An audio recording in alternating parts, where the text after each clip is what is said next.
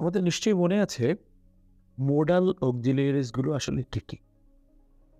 Can, could, may, might, will, would, shall, should এই জাতীয় যে ওয়ার্ডগুলো আছে সেগুলোকে আমরা মোডাল অক্সিলারি বলে থাকি।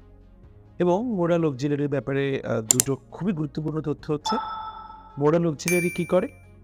মোডাল অক্সিলারি সেন্টেন্সের একটা নতুন অর্থ দেয়। আই ডু দ্য ওয়ার্ক যে অর্থ প্রকাশ করে, আমি যদি জাস্ট ডু এর আগে ক্যানটা অ্যাড করে দেই তাহলে ভিন্ন অর্থ প্রকাশ করে। এটা একটা ইস্যু। আরেকটা ইস্যু হচ্ছে যে মোডালের পরে ভার্বের কখনো কোনো পরিবর্তন হয় না। মনে করিয়ে দিলাম, আজ আমরা এই মোডাল যুক্ত যেসব সেন্টেন্স আছে সেগুলোর ভয়েস চেঞ্জটা দেখব। রাইট? যেমন ধরেন হয়তো বলা আছে হি ক্যান ডু ইট। এটা আর ৫টা সেন্টেন্স আমরা যেভাবে করেছি এটাও ঠিক এমনই, কিন্তু এর রুলটা একটু ডিফারেন্ট, সিস্টেমটা একটু ডিফারেন্ট। আমরা ভয়েস চেঞ্জে নর্মালি যেটা করে থাকি, প্রথমে কি করি, দেখি যে এর সাবজেক্ট কি। সাবজেক্ট হচ্ছে হি, ভেরি গুড। ভার্ব কি? Can do, I mean verb item. হ্যাঁ, মোডাল সহ একটা ভার্ব। মূল ভার্ব হচ্ছে ডু আর মোডাল হচ্ছে ক্যান, আর অবজেক্টটা হচ্ছে ইট। তাই তো? তাহলে আমরা যেটা মনে রাখবো সেটা হচ্ছে মোডাল যুক্ত যেসব সেন্টেন্স থাকে সেগুলো মোডালের সঙ্গে প্রিভার্ব যুক্ত করে ভয়েস চেঞ্জ করতে হয়, আই মিন প্যাসিভ ভয়েসে রূপান্তর করতে হয়। আর ভার্বের পাস্ট পার্টিসিপল তো থাকবেই, যেমন আছে তেমনই। অর্থাৎ ইট অবজেক্ট, সাবজেক্ট হিসেবে চলে আসবে ইট। এই দিক থেকে বলছিলাম যে মোডালের সঙ্গে একটা বিভাব যোগ হবে, ক্যান বি।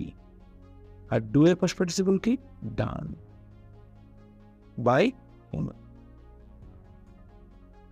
এখন আমি যদি বলি আর একটা sentence, he will help me. এই সেন্টেন্সটা কিভাবে করব?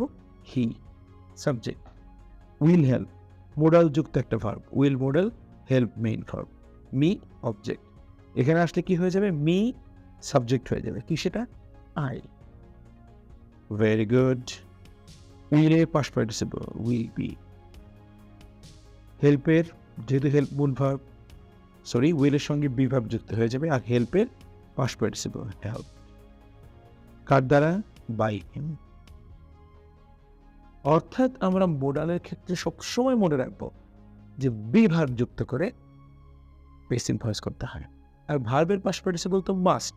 পৃথিবীতে এমন কোনো প্যাসিভ ভয়েসের সেন্টেন্স নাই যেখানে ভার্বের পাস্ট পার্টিসিপল হয় না। তো আমরা যদি এগুলো ইন্টারোগেটিভ করি তখন কিভাবে করব? ধরেন আমি যদি এভাবে লিখি, can he do it? Can he do it? এটা কিভাবে করব?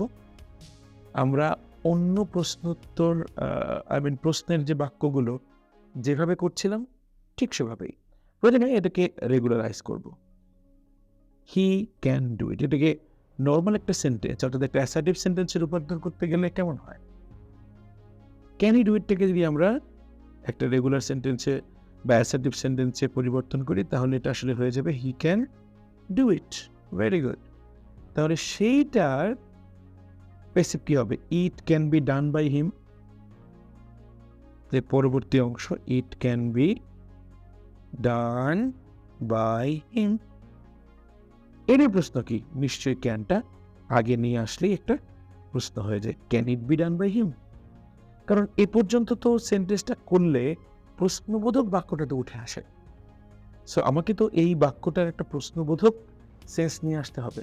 জাস্ট ক্যানটা প্রথমে নিয়ে আসলেই উত্তরটা হয়ে যাবে can it be done by him. অর্থাৎ আমরা যেটা করেছি সেটা হচ্ছে মোডাল যুক্ত বাক্যগুলো আমরা কিভাবে প্যাসিভ ভয়েস করেছি সেটা দেখেছি, অ্যাসার্টিভ সেন্টেন্সের ক্ষেত্রেও দেখেছি এবং ইন্টারোগেটিভ সেন্টেন্সের ক্ষেত্রেও দেখেছি। ঠিক আছে? মনে রাখতে হবে মোডালের সঙ্গে be verb. I can do it, it can be done by you. Just can, could, may, might, will, would, shall, should এগুলোর সঙ্গে be. Thank you.